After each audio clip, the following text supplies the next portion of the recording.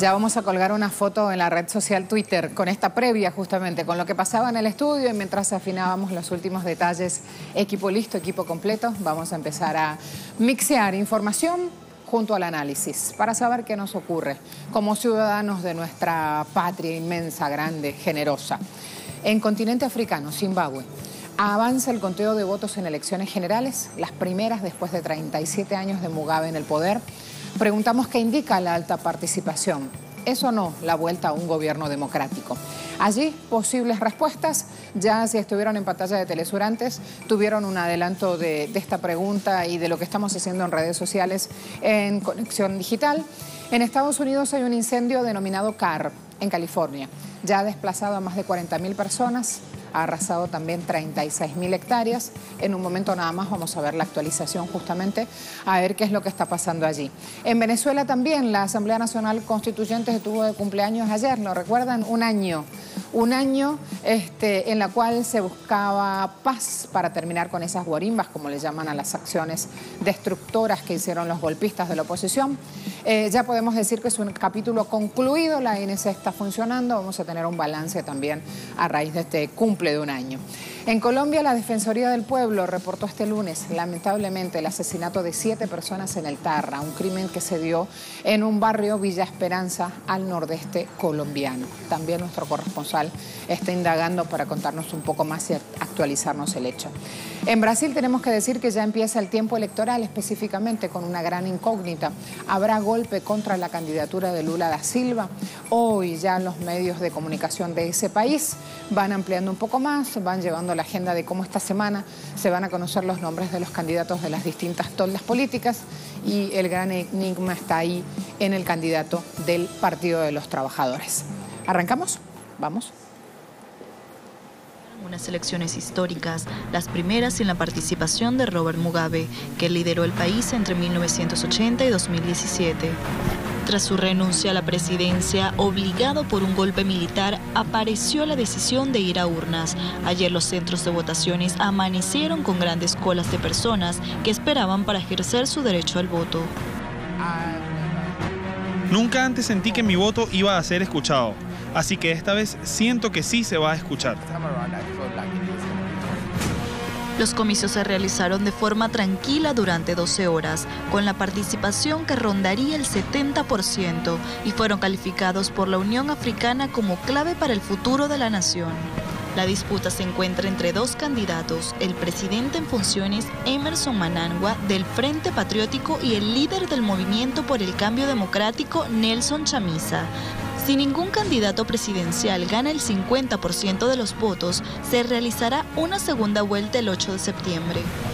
Zimbabue conocerá el nombre de su presidente electo el próximo 4 de agosto cuando se revelen los resultados. ¿Quién será el posible ganador? ¿Qué cambios traerá para el país? Empezamos por nuestra casa periodística. Telesur avanza conteo de votos en elecciones generales en Zimbabue. Los funcionarios electorales del país comenzaron el recuento de votos para las presidenciales, municipales y legislativas, las primeras en las cuales no participa Robert Mugabe. En caso que un candidato no obtenga más del 50% de los votos, se prevé que haya una segunda vuelta electoral el próximo 8 de septiembre. La presidenta de la Comisión Electoral, Priscilla Chigumba, informó que la alta participación destacó esta sólida educación electoral en el país. Además, France 24, Zimbabue, alto nivel de participación en primeras elecciones sin Robert Mugabe. Una vez cerrada la votación, la Comisión Electoral aseguró que la participación promedió el 75% por encima de la última elección del año 2013. Se busca garantizar credibilidad de estos comicios. El gobierno de Mnangagwa permitió el ingreso de observadores de la Unión Europea, Estados Unidos y países de la Commonwealth, algo que no ocurría desde hace más de 15 años. Resaltan entonces en este medio ese hecho. La Vanguardia dice: el expresidente Mugabe vota en las elecciones generales de Zimbabue. Allí entonces la información, la fotografía, se hacían estos comicios en la jornada de ayer en Zimbabue. Primera vez que él no se presentaba en ninguna lista, que no era candidato desde la independencia del país en 1980. Primera comparecencia pública, además, desde marzo pasado, una de las pocas desde que fue desahuciado del poder en noviembre, Mugabe dijo que no votará por aquellos que me atormentaron y dejó entrever que lo hará por el principal candidato opositor, o que lo hizo ya, por Nelson Chamisa. Recordemos que Mugabe deja la silla presidencial por la instalación de un golpe militar. Por eso está diciendo no voy a votar a favor de quienes me atormentaron. Infobae, el líder de la oposición de Zimbabue, dijo que está ganando de forma rotunda el conteo electoral.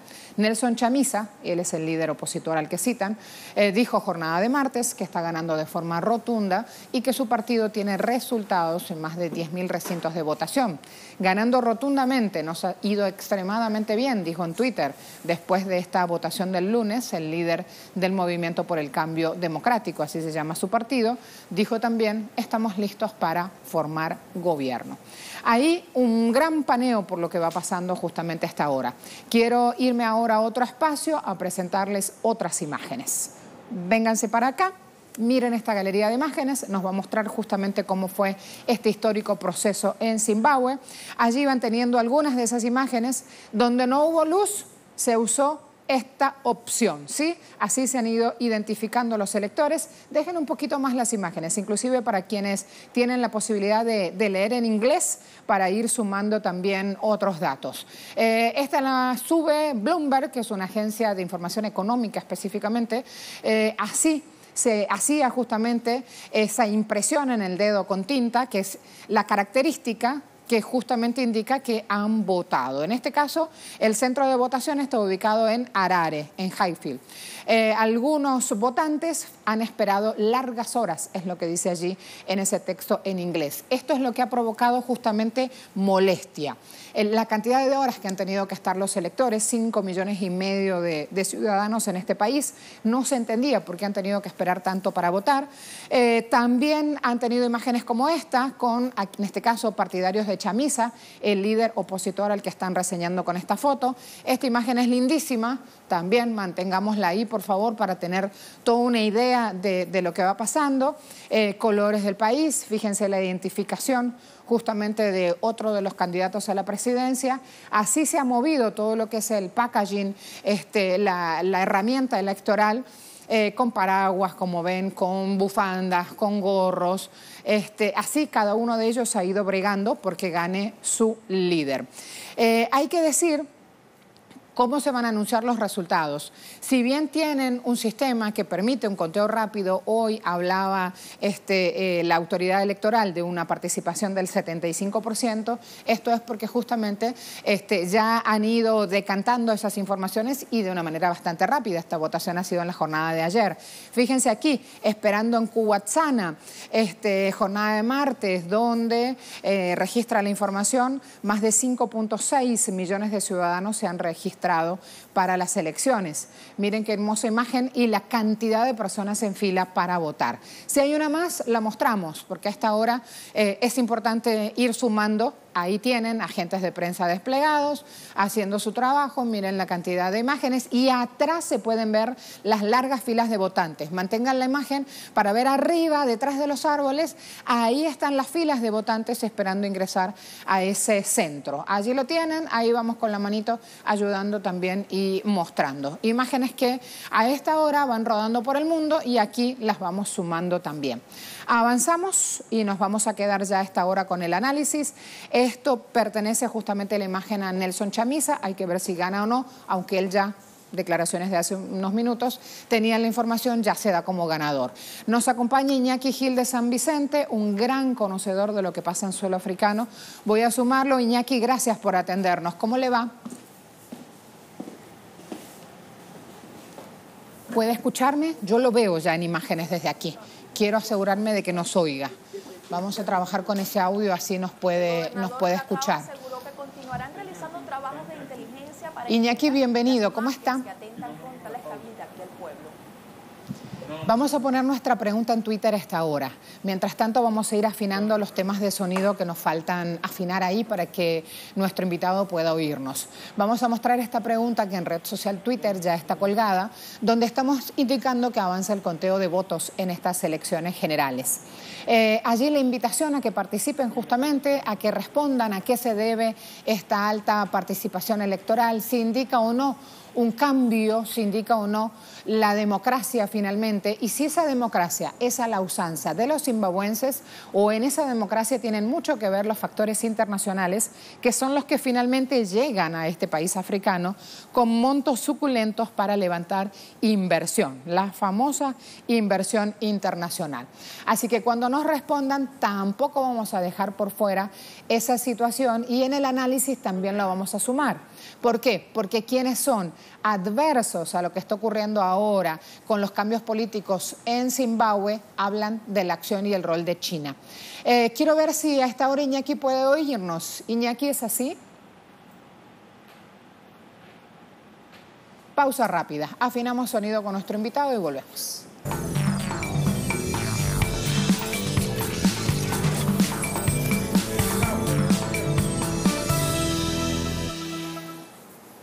El día después de las elecciones generales en Zimbabue, Iñaki Gil de San Vicente está con nosotros para analizar los hechos. Iñaki, teníamos problemas de sonido. Vamos a ver si ya ahora puede oírnos. ¿Cómo le va? Muy bien, gracias. Qué bueno que solucionamos y qué bueno que con su experiencia y sus conocimientos sobre lo que pasa en el continente africano podamos hablar desde Latinoamérica de la importancia de los hechos en Zimbabue. ¿Por dónde empezaría? ¿Qué es lo que resalta a esta hora? Bueno, yo resaltaría dos cuestiones que son bastante silenciadas y que son fundamentales para entender la situación actual de Zimbabue. Una de ellas es que no podemos estudiar o acercarnos a Centroáfrica estrictamente desde la perspectiva occidental y desde la perspectiva europea o desde la perspectiva occidental, ¿no? Esto ha sido un fracaso permanente en las formas de análisis nuestras, y por tanto tenemos que entender que en el caso concreto de Zimbabue, de cualquier otro país, su estructura social es diferente a la nuestra, ¿no? Por ejemplo, la importancia que tienen las alianzas de tribus, las alianzas de poderes regionales, etcétera. Esta es la primera consideración.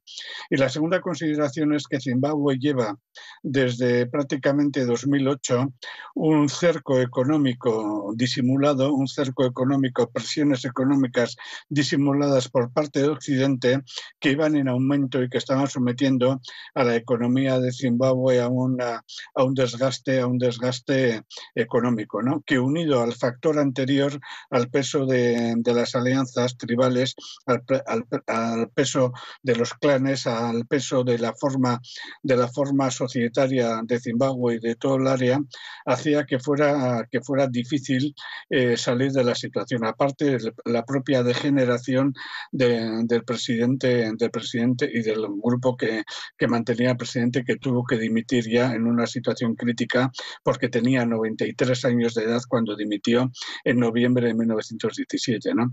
Estos pienso que son los dos puntos centrales. ¿Por qué? Porque a partir de aquí entendemos, y concluyo con esto, cómo poco a poco China popular empezaba desde el año aproximadamente 2011-2012 un intento de establecer relaciones con Zimbabue para evitar que en una situación de crisis entraran las empresas occidentales y surgiera un sector que apoyara al Fondo Monetario Internacional. Y por otro lado, dentro del pueblo de Zimbabue, que es muy joven por cierto, hay como un recelo a la pretensión de expansión del capital y de la industria sudafricana con la que hacen frontera, ¿no? Entonces este es el panorama por el cual ya cuando se decidió hacer elecciones en 2018, todo el proceso se precipitó y ahora estamos en esa situación. Sabe que es muy importante el punto que está resaltando, cerco económico, Iñaki. ¿Por qué? Porque para el año 2008 el país vivió su peor crisis y hablamos de un escenario de hiperinflación de 231 millones%. Sí. El PIB se redujo 50% entre el 2000 y el 2008. La mayor contracción de una economía en tiempos de paz, según el Banco Mundial, que ha usado esa dialéctica para definir esa situación. Cuando hablan de qué es lo que originó esta crisis, nadie va a la acción de las transnacionales y de la presencia de países occidentales con sus propias reglas, que era un punto que mencionaba usted, sino que hablan de que esa crisis y ese horror económico la generó la reforma agraria del 2000. Y ahí se me cruzan muchas cosas, se me cruza el escenario, la economía en Venezuela, el cerco económico, lo que hace Occidente, que no está de acuerdo con la decisión que toman los ciudadanos en urnas en Venezuela. Y se me cruza también Bolívar, hablando justamente la semana pasada, conmemoración de Bolívar, exaltando su legado, su gesta, y en ese momento nosotros elegimos desde Telesur hablar justamente de la propuesta en la agricultura de Simón Bolívar. Entonces son muchas informaciones en pocos datos, pero que nos llevan a evaluar cómo estuvo Zimbabue, cómo está en este momento y desde ese lado también de Latinoamérica situarnos en ese panorama y hacer una reflexión. Iñaki, ¿qué le parece esa idea? A mí me parece una idea imprescindible porque, de hecho, toda África Central había estado sometido al expolio sistemático. Encima de Zimbabue está Congo. Congo había sido sometido al expolio sistemático, genocida de una brutalidad increíble por parte de Bélgica. Al sur de Zimbabue y al oeste de Zimbabue, al sur está Sudáfrica y al oeste está Botswana y un poquito Angola, que había sido sometido al expolio portugués. Botswana había sido sometido al expolio británico y al expolio del racismo blanco, etcétera, ¿no? En estas circunstancias, el pueblo de Zimbabue comenzó una guerra de liberación, ¿no? Y se llegó a una situación contra lo que era la ocupación colonial, ¿no? Se llegó a una situación en la cual las provocaciones, los crímenes, la brutalidad hizo que surgieran lógicamente situaciones muy tensas, ¿no?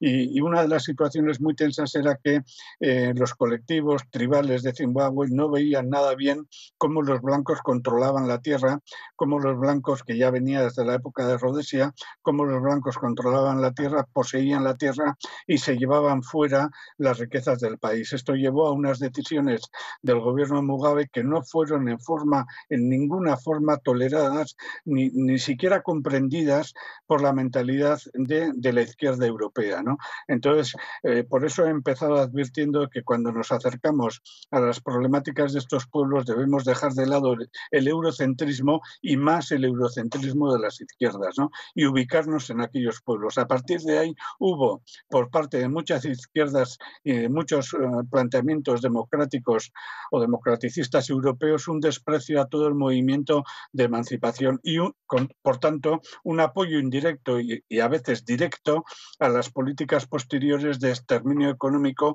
y de asfixia económica, ¿no? Lo mismo exactamente que sucedió en nuestra América, los desprecios al comandante Chávez por su origen venezolano, los desprecios a Evo Morales, etcétera, ¿no?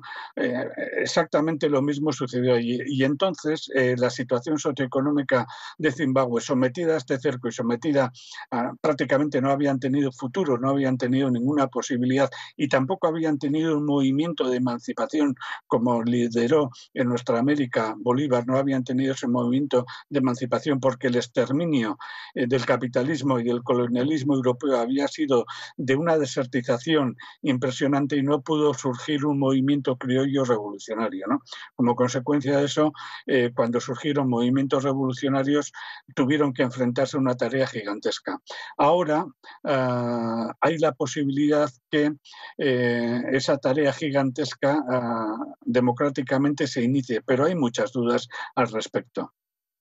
Mientras lo escucho, le cuento también que nos hemos preparado para contar la historia de Zimbabue y estas elecciones generales, la importancia de que no esté Mugabe como candidato, etcétera, etcétera, que es lo que reproduce la derecha, chequeando justamente ejemplos de estas situaciones de asfixias a distintos países en todo el mundo. La Nicaragua sandinista, Vietnam en el 75, Zimbabue en el 2009, y hay un punto muy importante, y con esto cierro específicamente este aspecto, y es que ninguno de esos países tenía deudas con acreedores estadounidenses.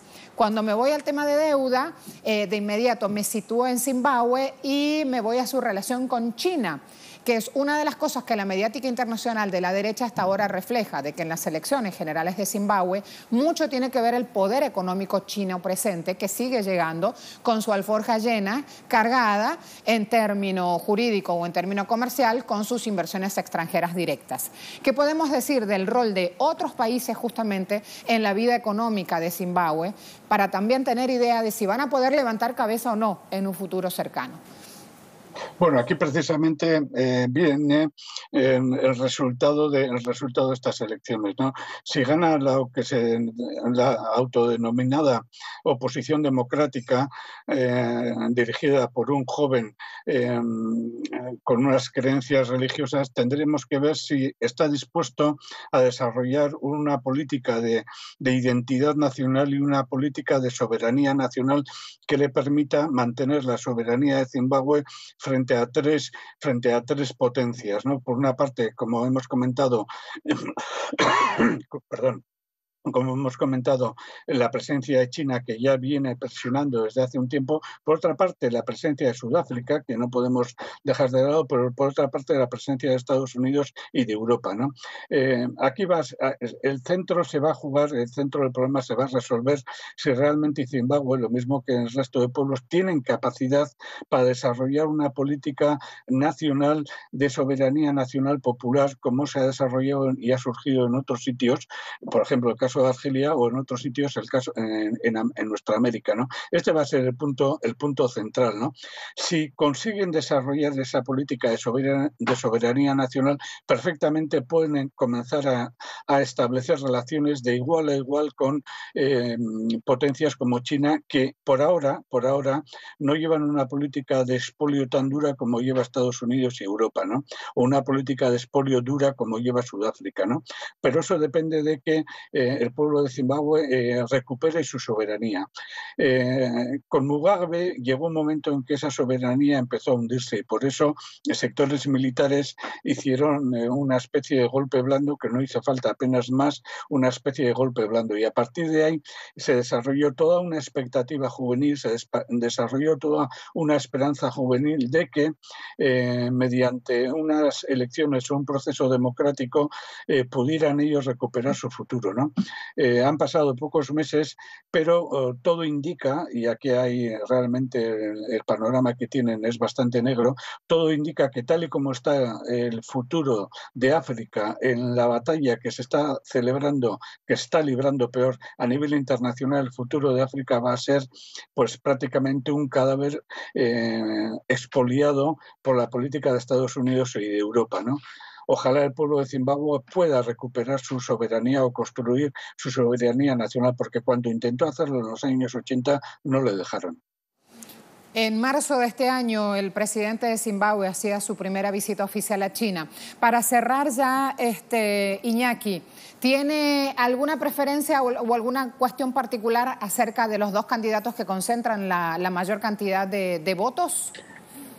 Bueno, yo tengo una preocupación muy fuerte por el movimiento del cambio democrático por Nelson Chamisa, una preocupación muy fuerte porque si se le aplicase, que debemos andar con cautela pero no debemos olvidarlo, la experiencia que hemos tenido en otros sitios de África y de Asia y también en nuestra América de la proliferación de movimientos religiosos que pueden tener relaciones con todo el fundamentalismo cristiano norteamericano, pues realmente el futuro sería negro. El futuro sería negro porque aplicando esta experiencia nos encontraríamos con un gobierno que directamente entraría debajo del control norteamericano y entraría dentro del control de todo ese entramado imperialista que se está montando a nivel mundial en esa alianza entre sionismo y protestantismo o evangelismo norteamericano, ¿no? Después de haber destruido, en el caso de nuestra América, la teología de la liberación, y en el caso de África, después de haber dado un serio golpe a todos los movimientos cristianos alternativos y revolucionarios que había. Esta para mí es la mayor duda que puede caber. En cuanto si gana el candidato Mnangagwa, que es el candidato oficial, tiene bastantes niveles de corrupción interna y tiene bastantes problemas internos de familias internas, ¿no? Por eso yo tengo mucha esperanza en que los colectivos juveniles, que prácticamente el 50% de los votantes es gente joven, estos colectivos juveniles hayan tenido posibilidad de autoorganizarse, y de esas 23 organizaciones que se presentan, nos consta que hay organizaciones revolucionarias, progresistas, etcétera, que pueden ir concienciando al pueblo en la línea de recuperar y de construir su soberanía nacional, ¿no? Pero concluyo, mi mayor preocupación en estos momentos, o una de las mayores, es la de encontrar información suficiente sobre cómo se ubica el Partido del Cambio Democrático dentro de toda la tendencia imperialista a manipular la religión en beneficio del capital. Esta para mí es una preocupación que debemos investigar. Como siempre, muchas gracias por atendernos. Muy amable de su parte y gracias por la cantidad de información que a esta hora cruzamos en tiempos televisivos, pero es totalmente válido lo que estamos haciendo porque de este lado del mundo nada se habla de todos esos aspectos que conlleva la elección general en Zimbabue. Hasta la próxima. Bye, escarcasco soy, agur. Vamos a ver ahora temas cruciales. Primero, ubicarnos en un mapa para tener claro justamente en la geografía africana dónde está ubicado este país, por qué estamos hablando hoy de lo que está ocurriendo. Vamos a ver datos de las elecciones generales y ahí nos vamos moviendo justamente. Más de 5,6 millones de votantes registrados, les contaba, votaron por nuevo presidente, 210 miembros del Parlamento, más de 9.000 concejales, 23 candidatos a la vacante presidencial, 11.000 colegios electorales abrieron puertas para la jornada comicial de ayer. 43,5% de los votantes registrados tienen menos de 35 años. Por eso apelaba justamente a ese segmento nuestro invitado cuando hablaba de la esperanza y de lo que eligieron los jóvenes en Zimbabue. Luego, a pesar de 23 candidatos, hay 2 que tienen obviamente la mayor cantidad de intención de voto concentrados. Por eso elegimos mostrar lo que plantea para el país Emmerson Mnangagwa y Nelson Chamisa. Vamos a empezar con el primero. Tienen allí a Emmerson, actual presidente en funciones de la Unión Nacional Africana de Zimbabue y el Frente Patriótico. Podría salir victorioso con el 40% de los votos. 75 años. Él apunta a ampliar relaciones con China y Rusia. 1980 era el año que era nombrado ministro de Seguridad del Estado. Desempeñó ese cargo hasta el 88.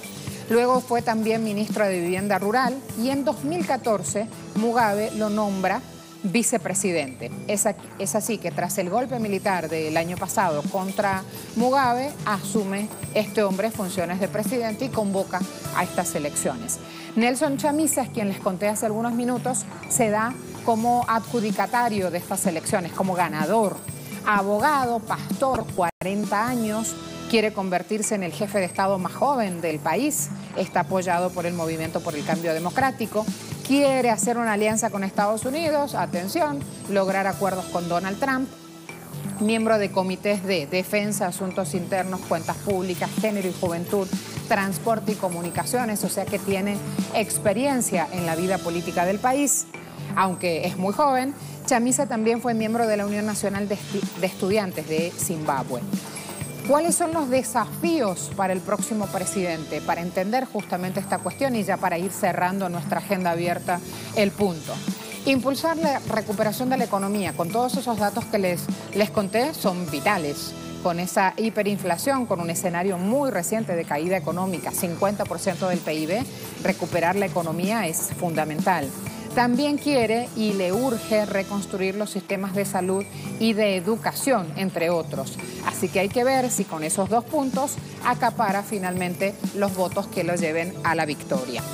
Además, vamos a ver, hemos preguntado en Twitter, ¿qué cree usted si está avanzando justamente la vuelta a un gobierno democrático en Zimbabue por esta alta participación que se menciona, se vivió en la jornada electoral de ayer?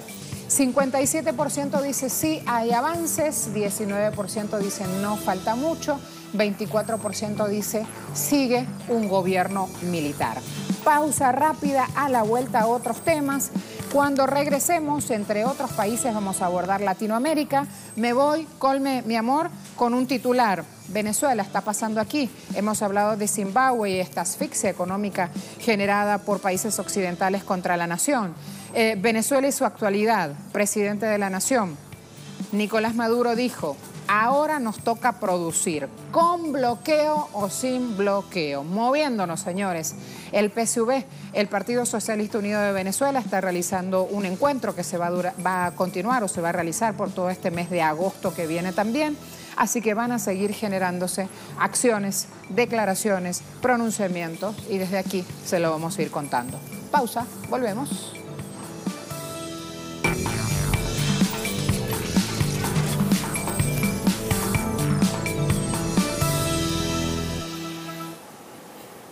Estados Unidos, California, vamos a ver esta situación, focos de incendio, allí está nuestra compañera de tareas para informarnos. Alina.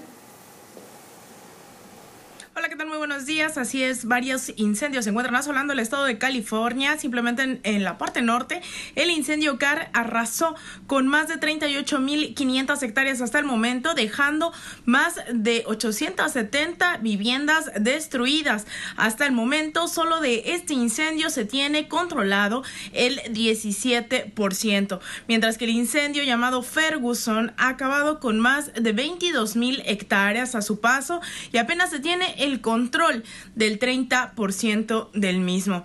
Hasta el momento, 8 personas han perdido la vida, mientras 38.000 ya recibieron la orden de evacuar sus hogares y 7 personas todavía no se sabe de su paradero. Durante las próximas horas se espera que esto todavía continúe a pesar de los trabajos de miles de bomberos a lo largo del estado de California. Alina, queremos verte en acción, contándonos desde el lugar de los hechos, así que estamos prestos a que cuando te muevas ya de punto geográfico podamos ir actualizando la información desde Telesur. Quien está en el lugar de los hechos es Verónica Insausti. A un año de la Asamblea Nacional en Venezuela, vamos a ver cómo va ese balance. Cuando quieras, Vero, adelante.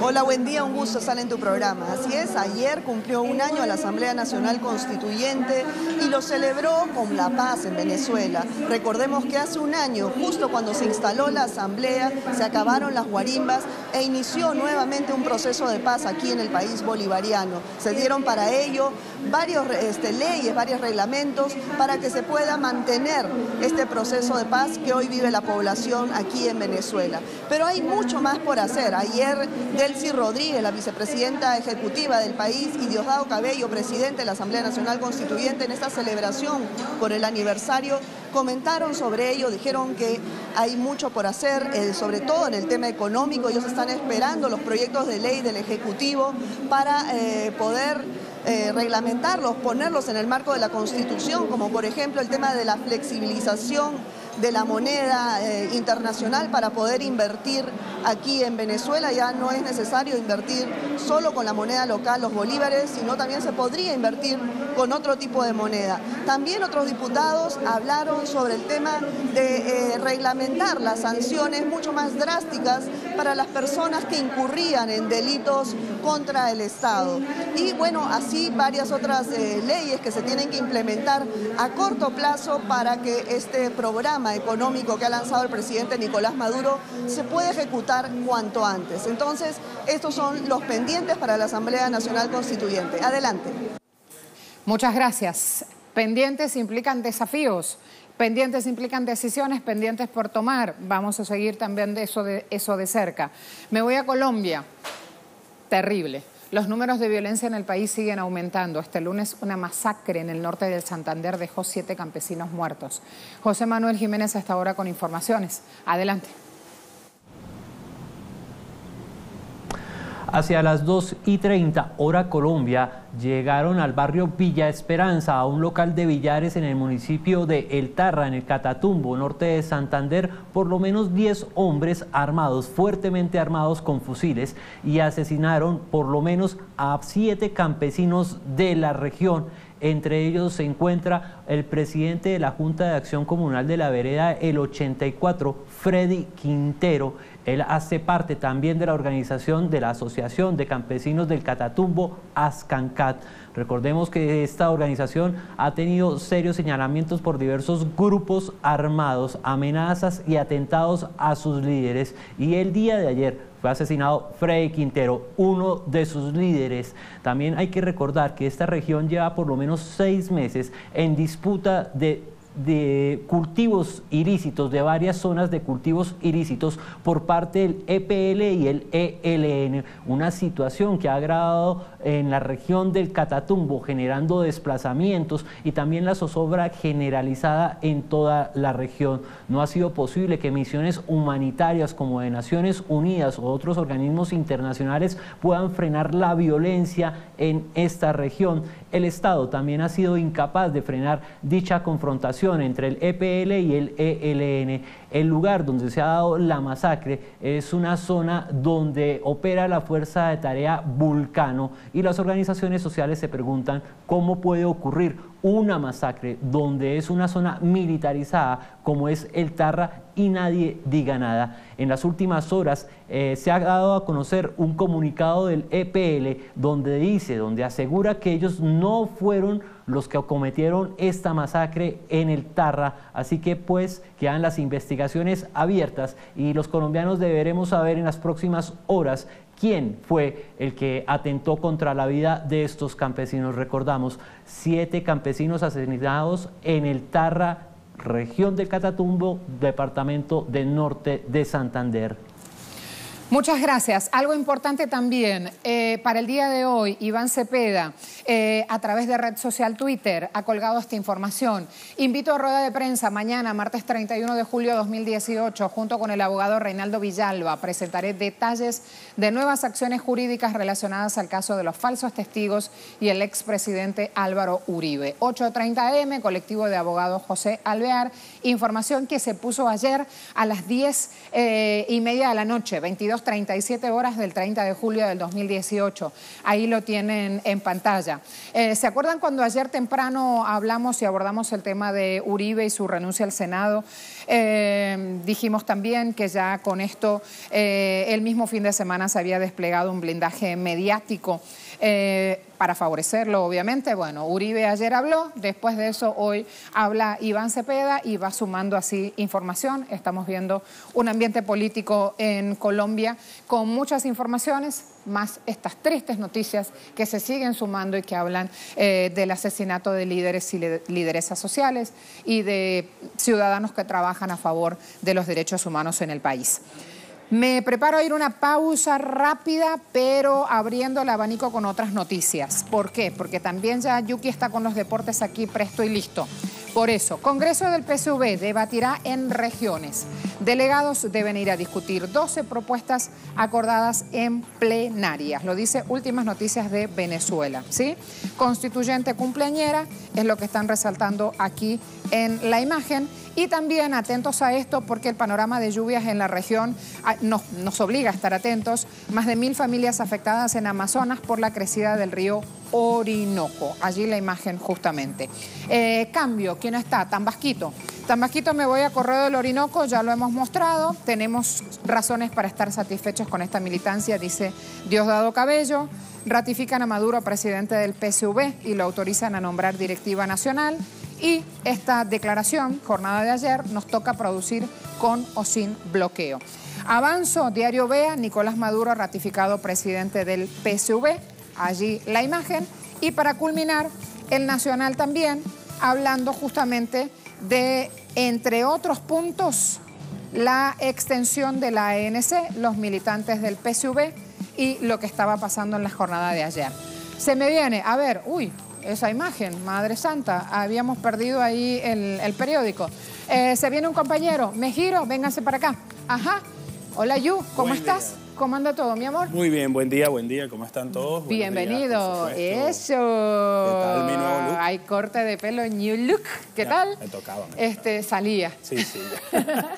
Vamos a ver, compañeros, se trae mucho con medallas. Sí, y sobre todo de mujeres, medallas femeninas, importante lo que ha logrado ayer las distintas delegaciones centroamericanas y caribeñas en Barranquilla, Marcela. Ajá, ahí estaba Colmenares ya con el teléfono y la información. Mira, la Vinotinto jugó ayer, mira. Medalla de bronce para Venezuela, importante. Ante Trinidad y Tobago, un golazo que hicieron allí las muchachas, bien bonito, justamente allí en este partido por la medalla de bronce. Y rápidamente te resalto que hoy se estará disputando la medalla de oro entre Venezuela y Colombia por el masculino. Ajá. Aquí todos pujan. Cada uno quiere que su noticia sea nombrada. Así que ya voy a ver qué levantaron por allí los otros compañeros y regreso, ¿sí? ¿Vas con México? Vamos con México, felicitaciones de ese país. Claro que sí, están indiscutiblemente casi ganadores de estos juegos. Este lunes, de hecho, la selección mexicana se colgó la presea dorada en el nado sincronizado por encima de Colombia y Venezuela, grandes favoritos en este tipo de disciplinas. Sigue liderando el medallero México, sumando en esta ocasión su título en la prueba de equipos técnicos, tras obtener una puntuación de 83.523, seguido de Colombia y Venezuela por ese orden, dejando fuera de las medallas al combinado de Cuba. Allí entonces vemos las imágenes del despliegue en las piscinas en los centros acuáticos de Barranquilla. Otra medalla de oro que también llegó en manos de una dama fue por la tenista boricua Mónica Puig, quien se bañó de oro este lunes tras vencer a la colombiana Mariana Duque en la final del tenis femenino en los Juegos Centroamericanos y del Caribe. Puig dominó con amplio margen a la representante de Colombia por un marcador de 6-1 y 6-1 también en un encuentro que duró 1 hora y 9 minutos. Cabe destacar que la medallista olímpica de Río 2016, la puertorriqueña, se convirtió en la primera tenista en conquistar 3 medallas de oro centroamericanos de manera consecutiva en la rama del tenis femenino sencillo. Y por su parte, la representante colombiana Mariana Duque, que perdió esta final femenino ante la puertorriqueña Puig, también ofreció declaraciones después del encuentro. Vamos a escuchar parte de lo que dijo la colombiana. Esperábamos un partido más difícil o más luchado por lo menos. Creo que fue un día difícil para mí. No pude desarrollar el juego que venía haciendo, sobre todo cómo había jugado el partido de ayer. Yo creo que también Mónica ayudó mucho para que no lo pudiera hacer y bueno, pues un poco triste por ese lado, pero bueno, yo creo que ya hay que olvidar y pensar en el dobles. Nada, ya dije, creo que Mónica estuvo muy agresiva. No la vi en los partidos anteriores, pero lo que me han dicho, no había jugado tan bien como hoy. Creo que hoy fue bastante consistente y la verdad que falló muy poco. Y revisamos cómo marcha la actualidad en el medallero centroamericano y caribeño. Aquí lo tenemos. México ya pasó las 100 medallas de oro, 104 en total, 89 de plata y 63 de bronce, para un total de 256. Qué grosería la de México llevándose todo esto, ¿no? 55 metales dorados de Colombia, 184 en total, lo mantienen en el segundo puesto. Cuba en el tercer lugar, también peleando allí por mantenerse. Bueno, cerrará tranquilo con esa cosecha. Venezuela en el cuarto lugar, tiene que estar pendientes de que Dominicana no le vuelva a arrebatar el cuarto puesto, que justamente lo mantiene, como ya lo decíamos, la delegación de República Dominicana en el quinto lugar. Cierran los 5 primeros lugares, Marcela. Quiero invitarte ahora, ya para el final, a que veamos este portal. Es Marca, que quienes siguen el fútbol, quienes siguen en general disciplinas deportivas, leen mucho esta publicación. Sí. LeBron James vuelve a cargar contra Trump. Nunca me sentaría con él. ¿Qué tal? ¿Sí? Ayer fue el momento en el cual este hombre inauguraba un espacio de trabajo, un colegio para niños. Y cuando hablan de niños más desfavorecidos, hay que decir niños pobres, niños a los cuales sus papás no pueden pagarle su inversión en educación. Eso es muy importante. Él ha dicho que abrir las puertas de este espacio que se llama I Promise es lo más importante que ha hecho en su carrera. Ahí mostramos una imagen, pero además también hay un video donde aparece LeBron mostrando en la inauguración y hablando de su propia experiencia, recordando una infancia sin padre. El padre los había abandonado, su madre era la única que con él, dice, estaba dispuesta a todo y que no quería que ningún otro niño vuelva a pasar por esa situación. Sí. Cuando los deportistas hacen estas cosas, a mí particularmente me parece que hay que mostrarlos, hay que mostrar esas obras para incentivar también a aquellos que ganan mucho dinero a ayudar a quienes menos tienen. Hay que recordarlo, ¿no? Hay que recordar de dónde vienen. El video lo que mostraba, que lo tienen allí más arriba en la pauta, lo que mostraba es justamente las imágenes de estas instalaciones, porque la idea es que empiezan con el preescolar, se van a primaria, No, me refería al otro video, donde él aparece dando las declaraciones y muestra las instalaciones. Arrancan con preescolar, se van a primaria y se van luego a educación secundaria. O sea que él se hace cargo de la... tal cual. Él se hace cargo de que ese espacio escolar y esos niños reciban educación porque con sus fondos propios y su fundación administra este espacio. Y me imagino que también con el deporte, ¿no? Con lo cual, me pareció que era bueno también hasta ahora que todos en época de vacaciones escolares en la mayoría del Cono Sur, cuando estamos compartiendo con la familia, aparezcan también estas otras noticias y estos espacios. Al margen de su opción y de su decisión política, que no es poco que un futbolista de esta categoría le hable a Trump directamente de esa manera. Además, no es el único, Marcela, disculpa rápidamente para comentar, obviamente, la posición política de varios deportistas en Estados Unidos y sobre todo con la segregación racial que se ha evidenciado en este país norteamericano. Varios deportistas, la NFL, de hecho, en el fútbol americano también varios han demostrado en el himno nacional su posición contra Trump y por ello, de hecho, han sido sancionados algunos futbolistas, algunos equipos. Cosas que pasan también en el mundo deportivo, también en el mundo de la vida de los ciudadanos, donde la política está inmersa. Quiero o no, así pasa. Pausa rápida. ¿Seguís? 8 de la mañana. A las 8 de la mañana en vivo, vamos con más deportes. Gracias, Yuki. Gracias a ti, Marcia.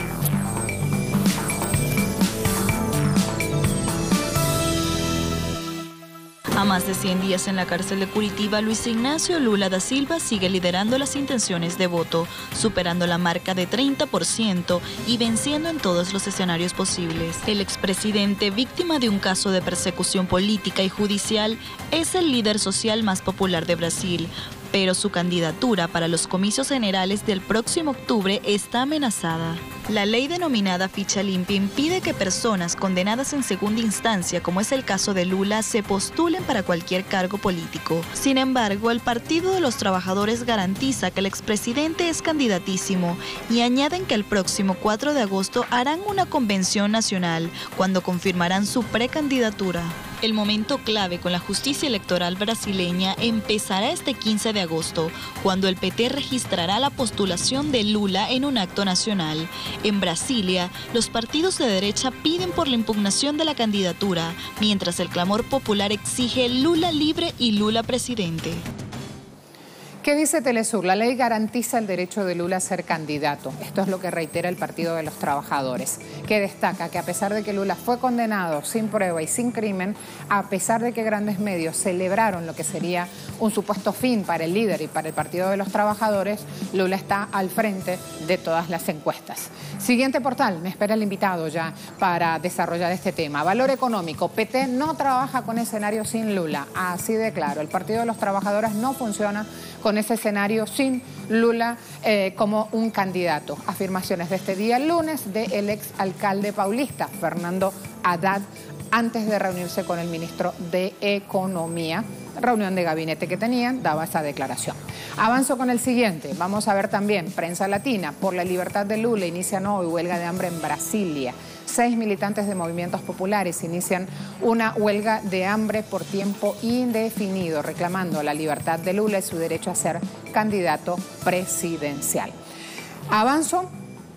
Sputnik, un polémico general, apoya a un candidato ultraderechista en las presidenciales de Brasil. Antonio Hamilton Mourão, general de reserva de las Fuerzas Armadas, afirmó que apoyará incondicionalmente al candidato Jair Bolsonaro, diputado federal, conocido por sus declaraciones polémicas a favor de los torturadores de la dictadura militar, conocido por sus insultos hacia los afrodescendientes, homosexuales y mujeres. Imagínense. Hispan TV, Tribunal Electoral planea golpear candidatura de Lula. Según O Globo, el TCE actuaría contra Lula el mismo día 15 de agosto, cuando el Partido de los Trabajadores tiene previsto registrarlo como candidato para las presidenciales. El objetivo es no extender la duda sobre si Lula será candidato hasta las vísperas de la elección, es lo que dijo este rotativo. Vamos a ver entonces otros escenarios a esta hora. ¿De qué acusan a Lula? Sus defensores dicen lo acusan sin pruebas. 2014, la Fiscalía empieza a investigar acusaciones de que los ejecutivos de Petrobras habían aceptado sobornos a cambio de contratos a empresas de construcción.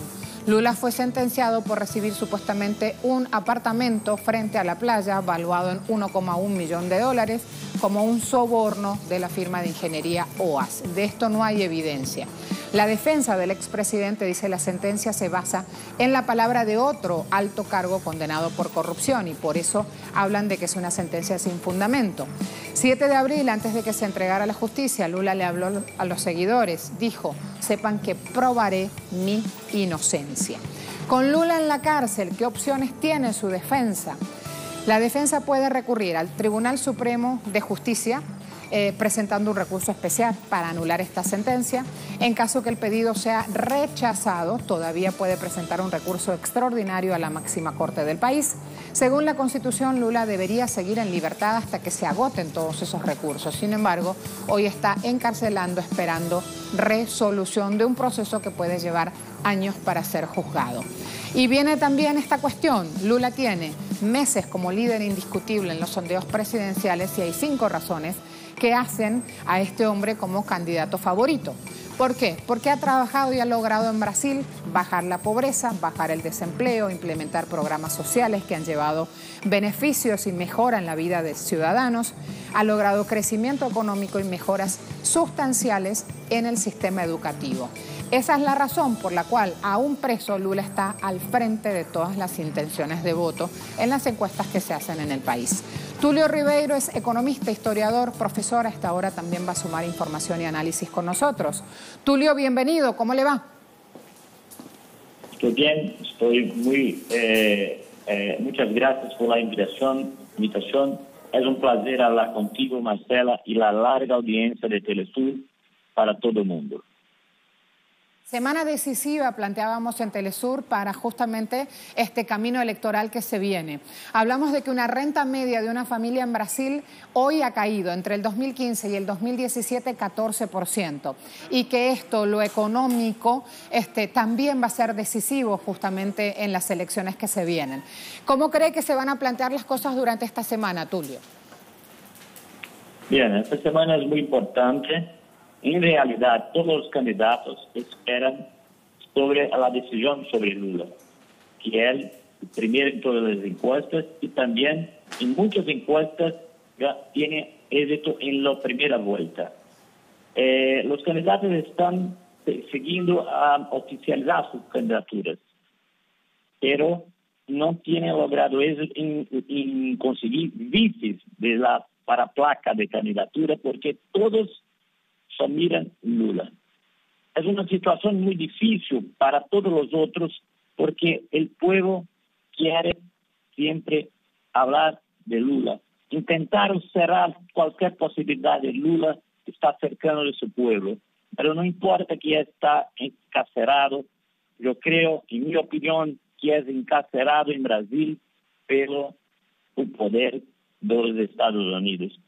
En este momento, el PT, el Partido de Trabajadores, mantiene muy fuertemente la candidatura de Lula y ha pasado este sábado un evento muy especial en un festival Lula Libre y también saludo la transmisión de Telesur que fue muy especial para nosotros y para todo el mundo. Y en este momento todo el mundo acerca de Brasil mira solamente lo que puede pasar con Lula, que tiene una gran capacidad de ganar en primera vuelta con su nombre o con un nombre de una coalición de izquierda. Me llama la atención, Tulio, que no es la primera vez que Lula está en la cárcel y que el antecedente histórico indica que la vez anterior, una vez que salió, logró una victoria en comicios y que también hay personas hoy en Brasil que dicen que esta situación fortalece a Lula da Silva. ¿Esto es así?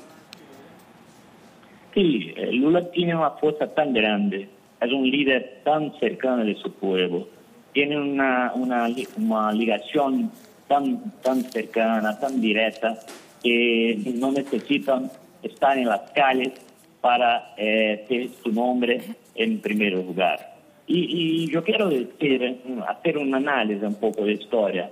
que cuando empezaron a hacer intentar un cambio de la cabeza de las personas de Brasil para golpear a la presidenta legítima Dilma Rousseff, buscaron una opción por el odio. Y esa es la razón que el segundo lugar de Brasil no es solo un neoliberal, pero una extrema derecha que no piensa. Por ejemplo, esta noche ha dicho que no tiene deuda ninguna con los afrodescendientes porque no ha practicado esclavitud. Hasta fin es la historia, porque en Brasil pasamos una situación muy difícil, practicamos una enfermedad humana que es la esclavitud. Y el segundo lugar, que es un ex capitán que ha hecho una defensa de matar el presidente de la República en la década de 80 y 90, que ha defendido, hecho una defensa de poner bombas en la carretera de Brasil, mientras São Paulo y Río, habla estas cosas. Y el otro candidato, que na verdad es el candidato del golpe, que es Geraldo Alckmin, ha declarado que es el candidato de mercado. Bien, yo no conozco el mercado como una persona, y sí un mercado como el poder del capital para comprar, para tener el poder acerca del pueblo. En este momento yo no veo cambio, sino una gran posibilidad de Lula o otro nombre que pueda concurrir en su nombre. Pero yo veo también que es una injusticia intentar cerrar la candidatura de Lula, porque la Constitución dice en Brasil que hasta el tercero piso, que es el Supremo, y no llegamos a la contestación en el Supremo, una persona puede mantener su candidatura normalmente. Lo que hay en Brasil ahora es que una parte del judiciario tiene una mirada de la Constitución para sus ideas. Entonces, no aceptan Lula, entonces tienen una interpretación distinta de la verdad. Y esto es lo que pasa en Brasil, una dictadura de la parte del judicial, junto con la media privada y junto con algunas personas que no tienen votos, como el presidente Temer y el expresidente Fernando Henrique Cardoso, que es un neoliberal muy cercano de los Estados Unidos. Tulio, gracias por su tiempo. Hasta la próxima. Estoy muy complacido de estar con usted y muchas gracias de estar en Telesur, que es como fuese una casa.